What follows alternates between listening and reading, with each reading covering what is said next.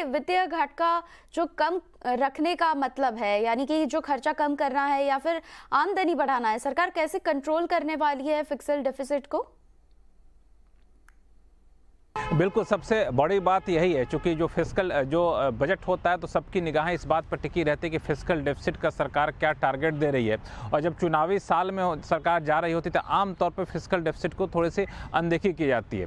लेकिन जो मुझे वित्त मंत्रालय के सूत्रों से जानकारी मिली है उसके मुताबिक सरकार इस अंतरिम बजट में भी फिस्कल प्रूडेंस पे काफ़ी ज़्यादा जोर देगी। फिस्कल डेफिसिट में बहुत ज़्यादा छूट देने के मूड में सरकार नहीं है, फिर नरमी बरतने के मूड में सरकार नहीं है। और जो चालू कारोबारी साल का फिस्कल डेफिसिट का टारगेट है जो 5.9%, उस पर तो सरकार मुझे लगता है बरकरार रहेगी। हो सकता है कि 5.9% से भी कम का आंकड़ा दिखाए चालू कारोबारी साल के लिए।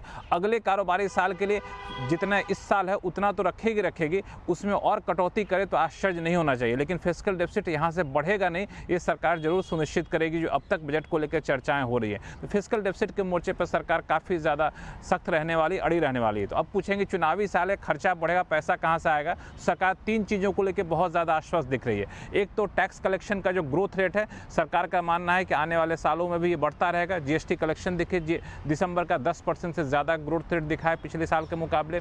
दूसरा, जो नॉन टैक्स रेवेन्यू वो भी सरकार को अच्छा खासा मिल रहा है। सप्लीमेंट्री डिमांड में हमने देखा कि 1,26,000 करोड़ रुपए के आसपास की जरूरत थी, इसमें से 71,000 करोड़ रुपए सरकार ने बचत करके जुटा लिए। तो सरकार को इस एंगल से भी बहुत ज्यादा पैसा आने की संभावना दिख रही है। तीसरा, सरकारी कंपनी हो, सरकारी बैंक हो, उनकी हालत लगातार सुधर रही है, तो वो भी सरकार के लिए फायदेमंद होता है। उनके डिविडेंड आते हैं, उनके पैसे आते हैं। तो इन तीन वजह से सरकार बहुत ज़्यादा आश्वस्त दिख रही है। और चौथा, एक ग्रोथ भी है।